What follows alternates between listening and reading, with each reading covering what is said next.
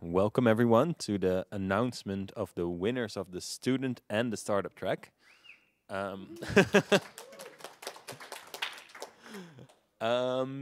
I would like to announce first the student winner, and then we'll have that presentation first, and then I'll hand over the mic to Bart and Julie, who will then announce the startup track winner. James and I had a very long discussion about this. We had the University of Berlin and the Karolinska Institute, who both did a very well job of actually, well, they created fire stuff, they did NFC tags, we saw medical doctors actually programming, so that was really awesome. I will hand the mic to James as of who actually won and why. So, drum roll, please. So the winner for this year's student track competition is the team from Sweden. Thank you very much. This was, of course, a tough decision. We did, of course, love both of the presentations this year, and of course, one has to win. So. There we go. Congratulations, guys. What we're hoping to do today is we will ask them to give us a repeat of their presentation so that anyone new can get a sense, everyone from the other tracks and all of that.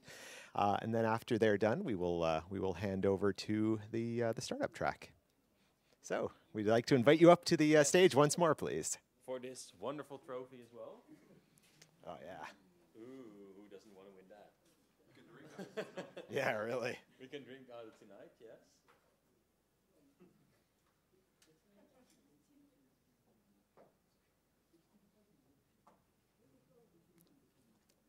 Maybe Osha, can I give it to the lady? Yes.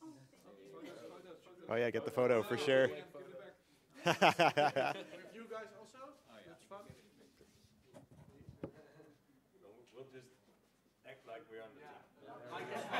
Like you won. Like we also won. Great job, guys. Yeah, thank you.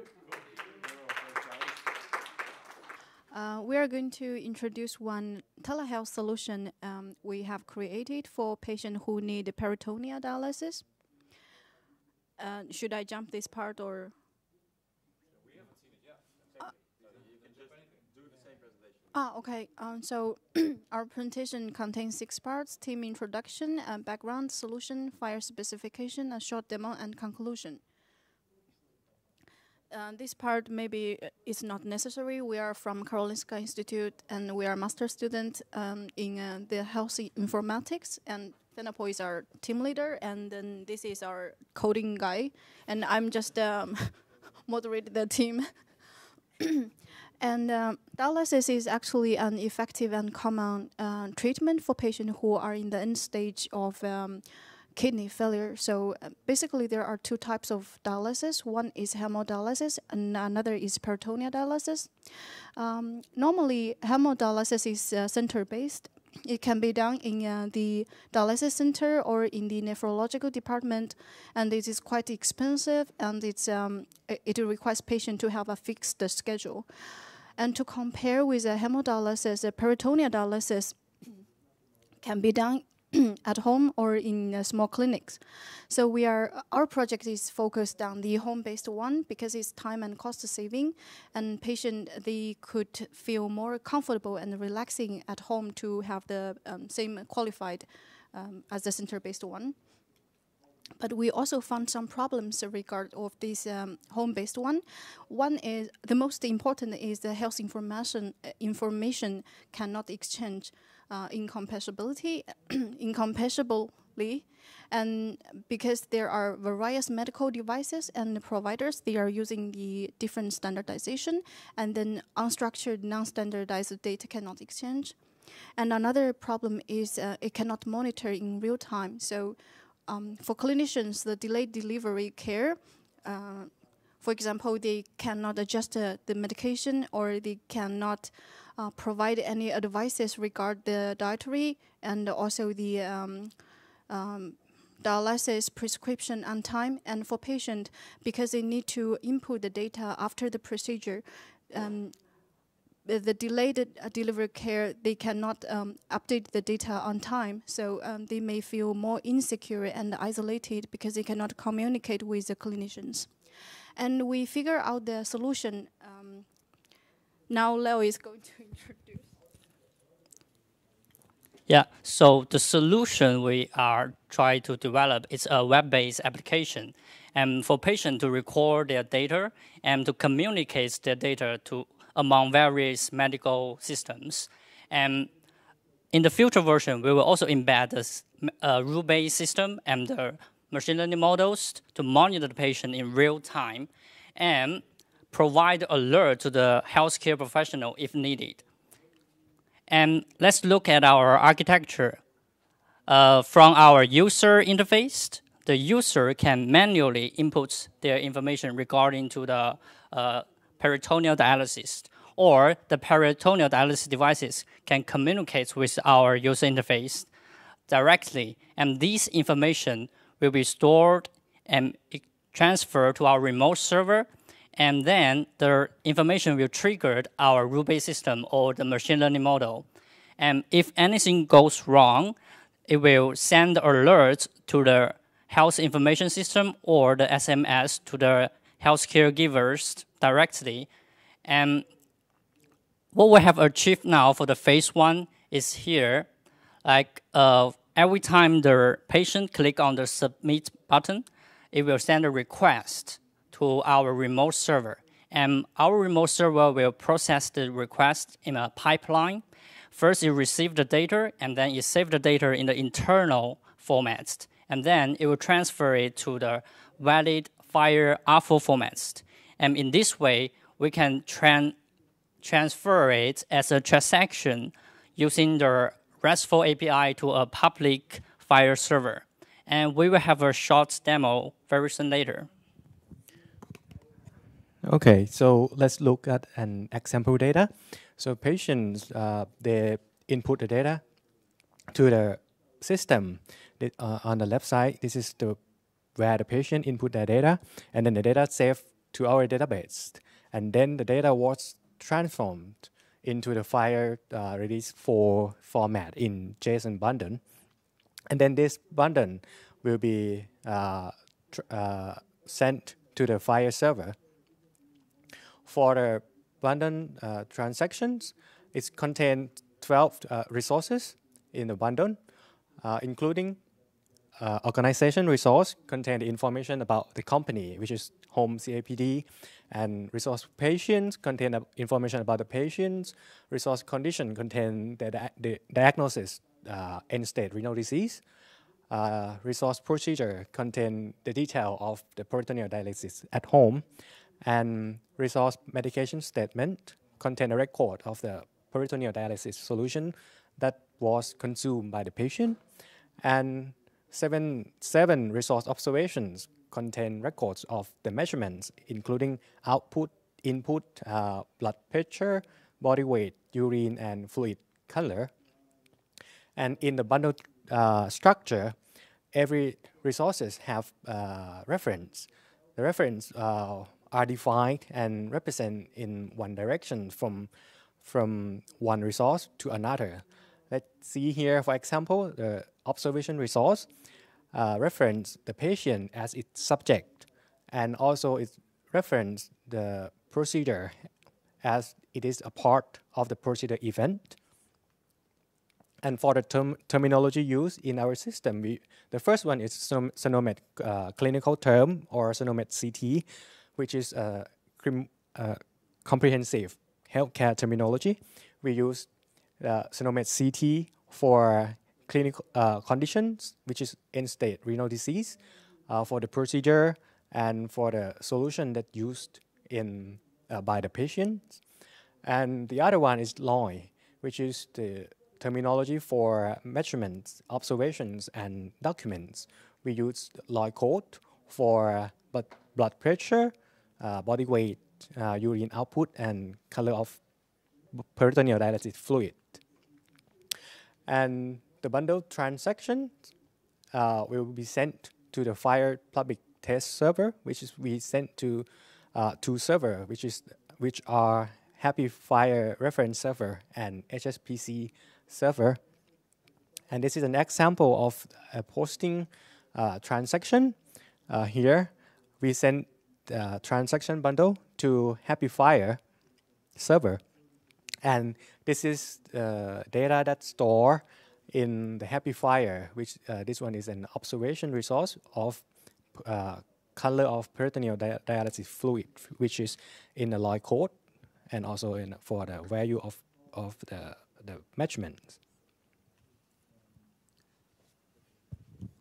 So for the short demo, let's look at our web pages. And this is our web pages for the product. And our company is called HomeCapped. And as a user, he or she should click on the login button and type in its username and the password. And then this is our user interface. And before we type in any value, let's go to our remote server. We have two data examples, both with the first name, dummy, and another dummy, and to check it's really work. And for the demo purpose, let's use the dummy button to make it quicker. And still, we change it to the DevDays. And maybe Amsterdam this time.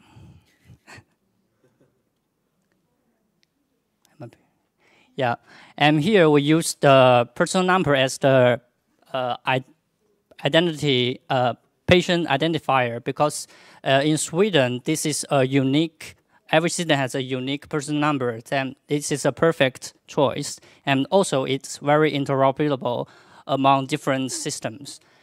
And other information regarding the dialysis, such as the solution and the time, and the body weight, etc.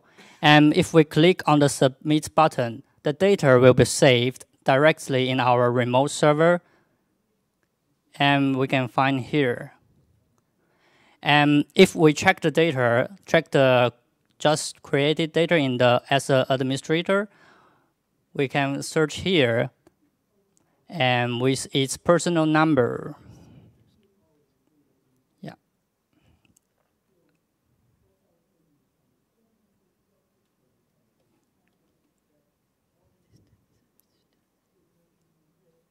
Yeah, here, ta-da, it's DevDays Amsterdam, and other information regarding the peritoneal dialysis are all stored in the correct file format. Yeah.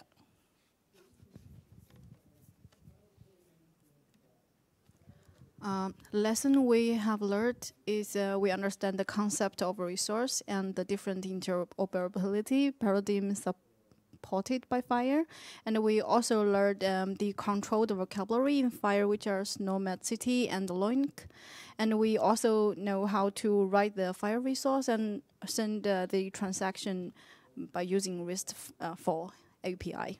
Yeah. Thank you.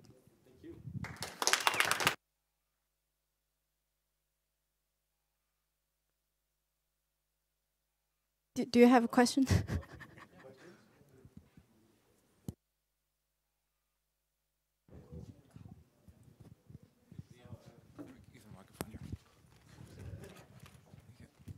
So how long have you been working on FHIR? Since when do you know FHIR?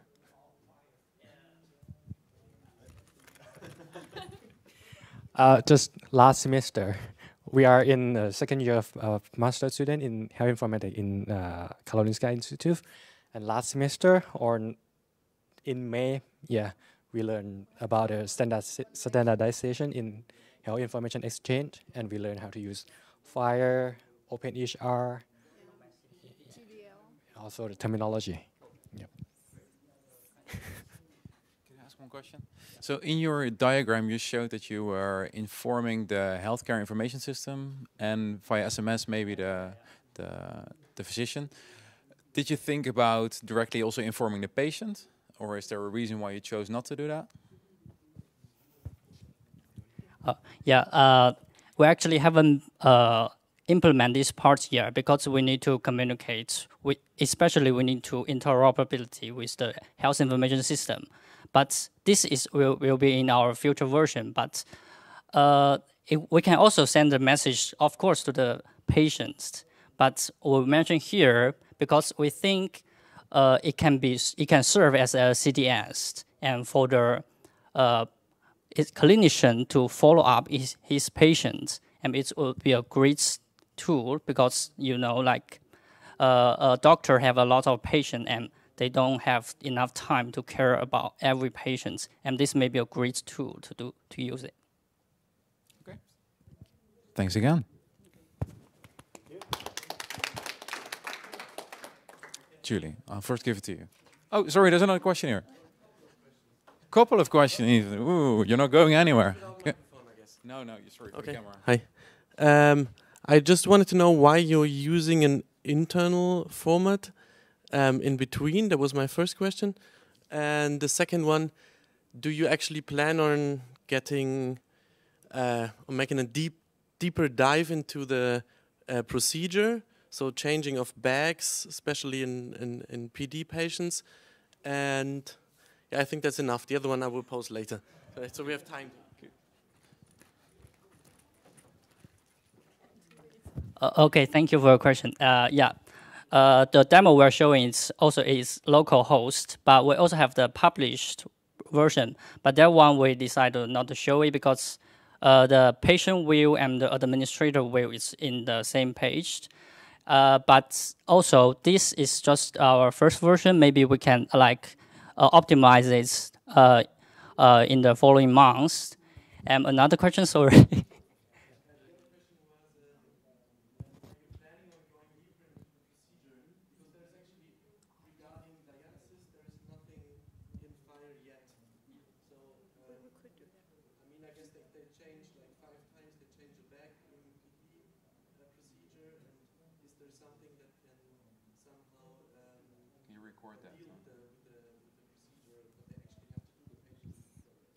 Actually, we are doing some research in this field, and nowadays they have a lot of medical device that the patient can do this procedure at home, and then it's kind of automatic solution that input in a peritoneal cavity, and then it's record how much volume input and how much volume output, and then it record the blood pressure automatically. So if we can transfer the data from that device in a file format to our system, and then the patient is easy to send the data, or the system is automatically send the data to our system.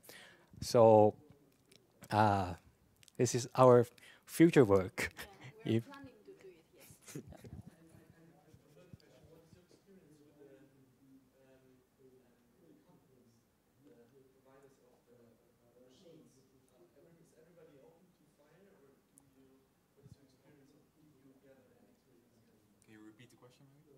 the question is that there are a lot of different kinds of medical devices in this area, right? And they are not interoperable, and they use their own standards. Right, this is a question? Yeah, were they open to use Fire or not? Yeah, but as far as we know, most company with their medical devices, they have their own standard, not the Fire or another, there is agreement which standard we should use. And it's for the commercial benefits, their consideration. And every time we need to implement the Fire, we need to adjust for different kinds of devices. And it will take a long time. But I think Fire is, first of all, the concept of it is quite good. You need to have to manage in one agreed standard, and then you don't have to repeat dealing with this kind of process and waste the time on the money. Yeah. Yeah, and then we can have some adapter that collect the data from the medical device, and then that adapter transform the data into Fire format. I see the buses already parking outside, so we should probably move on to the startup track. Julie, I'll give it to you first.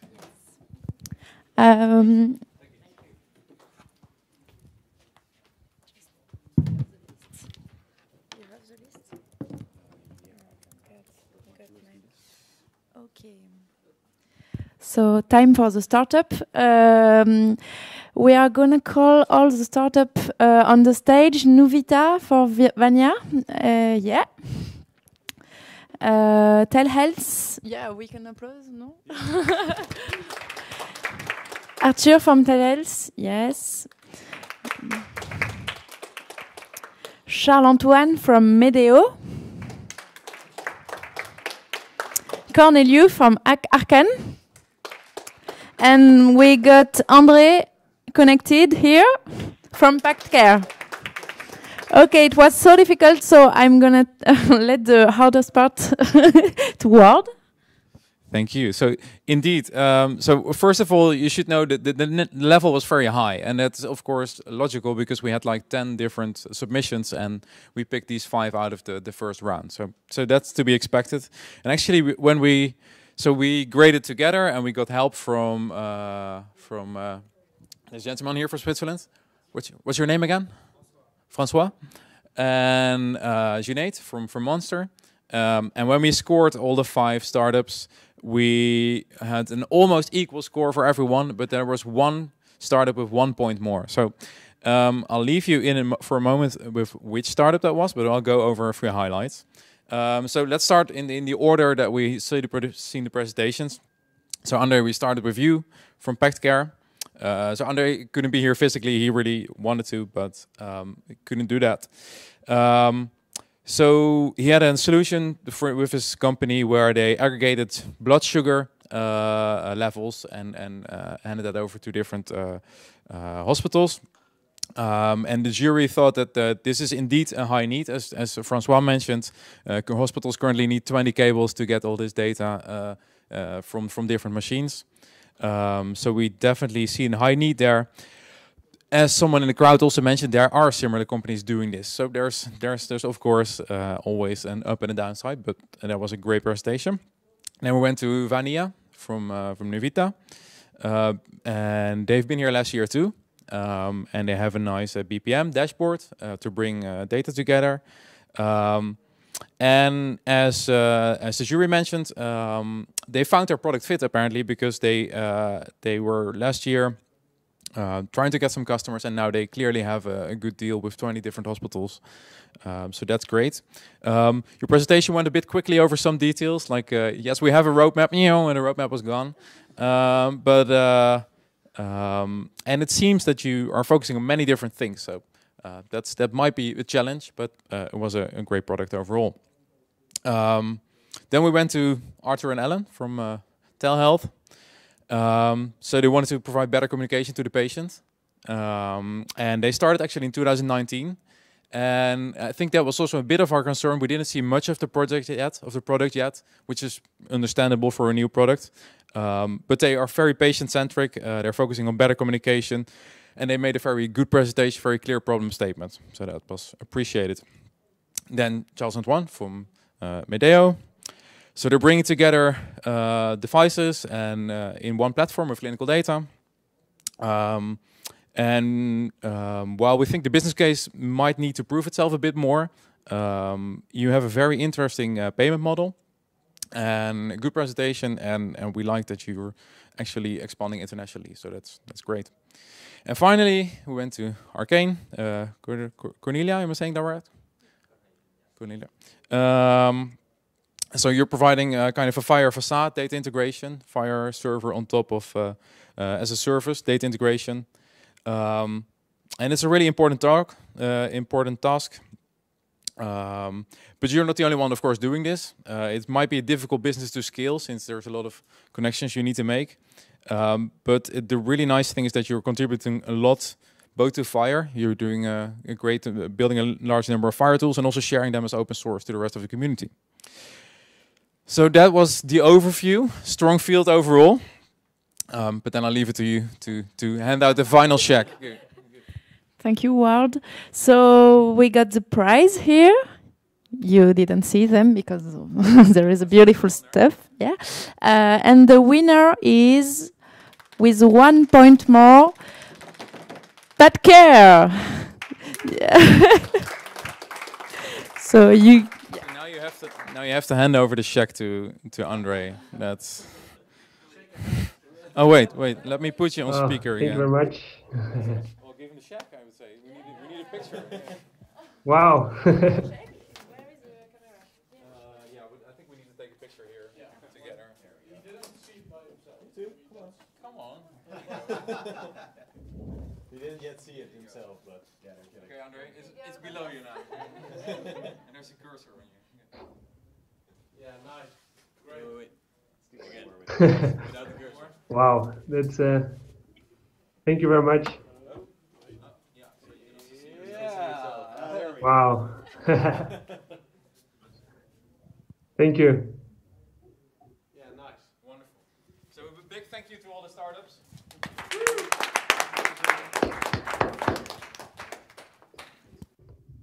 Thank you. Absolutely. I will share my screen. And let's see. Please let me know if you can see it. Okay, great. All right. Well, thank you very much. Good afternoon, everyone. My name is Andre Fiallo. I'm a co-founder CEO at PactCare. And well, I'd like to share a bit more about the work that we're doing in how we're leveraging FHIR to improve the way healthcare data is exchanged between patients, diabetes patients specifically, and their care team, the doctors and nurses that help them on a daily basis with their diabetes care. So diabetes is type 1 is a chronic condition that affects about 3.5 million people worldwide. It's well, a chronic condition usually diagnosed at very early ages, and for which, unfortunately, there's no cure. So what it means is that these patients have to learn from very young ages to live to live with this condition for the rest of their lives. And one critical piece in the management of this condition is monitoring the levels of glucose, of sugar, in their blood. And they measure these frequently throughout the day by pricking their finger to make sure that these values are in an optimal range and that they can adjust their diet, their routine for these values to be in a good range. Thanks to advancements in the way this data is collected, these patients have much more freedom today. So this continuum glucose monitoring technology allows these patients to monitor on a continuous level and to have to prick their fingers less frequently. However, collecting the data is just one part of it. And the problem is that there's many different companies developing these sensors, and they each use their own proprietary formats, which make it very difficult and time-consuming today for patients to share their data with their care team, with their doctors and nurses, which is very important because of the feedback that they need in real time to adjust their therapy and diet. Let me explain in more detail. So these patients visit quite frequently the doctors and the nurse assistants, usually once per quarter or once every 6 months. And it takes them, for many of these patients, takes them about 30 minutes just to compile the data into an Excel sheet or into a paper sheet with all their glucose measurements. And on the doctor's side, when they get to the appointment, they show these to the physicians or to the nurse assistants that spend about 10 minutes per patient organizing and compiling these data and putting manually these data in their electronic medical record systems, which is obviously very time-consuming and inefficient. So what we have come up with the solution, two parts. One is a patient interface that automatically integrates this glucose data from the different monitoring sensors. And well, the patient from this patient interface, you can imagine there's a personal health record. The patient can decide to share this information with their care team, with their doctor and nurses. And so we have, this is the second part, the physician dashboard, where the physician can check and see how well the patient is doing, and if he wants to share that information with their own medical record system. So export that data into the electronic medical record system. A little bit more detail in how it works. So the first step is the data extraction part. For our first proof of concept, we're using the Dexcom API. So this is a RESTful API that uses the OAuth 2.0 standard for authentication. And well, this data is generated on a continuous level every 10 minutes. And what we do is we read this data by the API and we convert it into a FHIR JSON resource.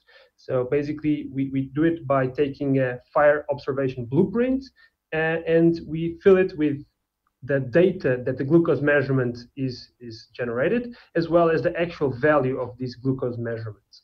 And the output is as I said, a Fire JSON file for each blood glucose measurement. So what we have in the end is that these several files, these several observations are recorded locally on the patient device, who can manage this data, can chart the data, and decide to share this information with their care team. So basically the physician dashboard that I mentioned earlier, that basically receives this stream of Fire JSON resources and can be displayed on the doctor dashboard. Given the interoperable format, it's also possible from the physician dashboard, or even if the patient would like so, this data to be accessed directly into the electronic medical record system, if it's compatible, obviously, via the Fire API. So very quickly on the business model, so our target are diabetes specialists and nurse assistants that can very quickly onboard patients via our online platform. We charge these specialists €3 per year per patient, which we estimate brings about 5 times the return on investment due to the time savings with data entry and data, with the manual data entry. So we are a very diverse team with some experience in analytics, doctor, and as well as first-hand experience in diabetes type 1.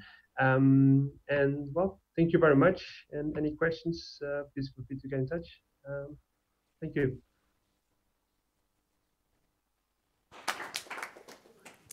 Do we have any questions in the room?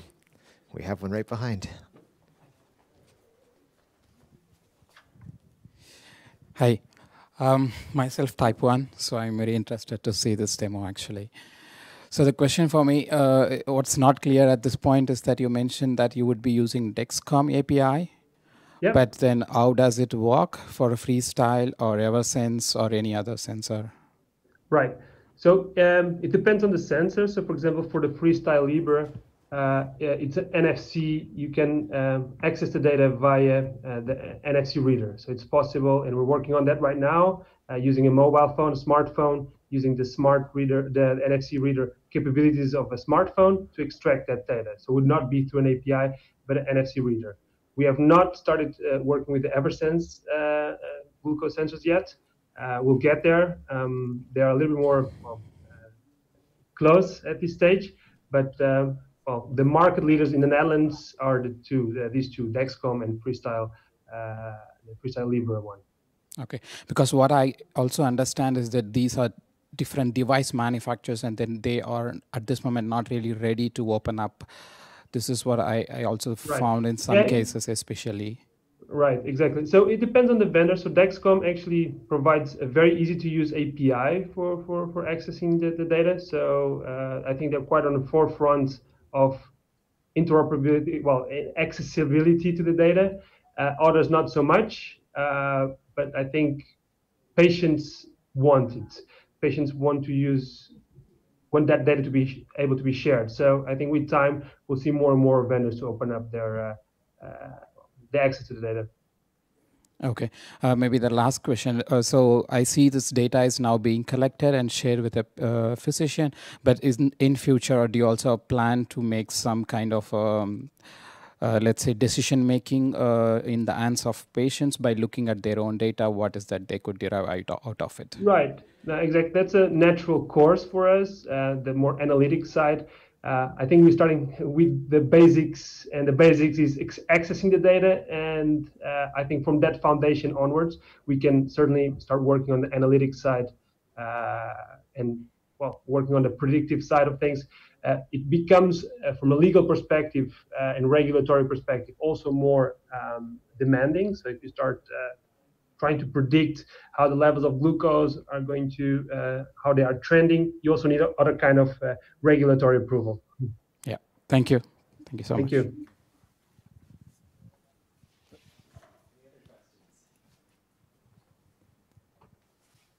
No, fair enough. All right, well, I guess that brings us to the end of our session. So thank you, everyone, for coming. Thank you very much. I'm sorry? Oh, and I guess we have to. We should mention. We didn't mention before, but the prize for the startup track is actually €2,500. So congratulations both to PACT and to our student. Thank you.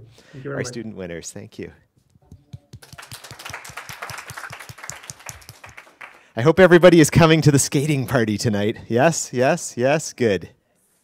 Unfortunately not. We're going to bring the laptop and wheel it around. A very interactive remote skating. Thank you. Bye-bye. Thank you.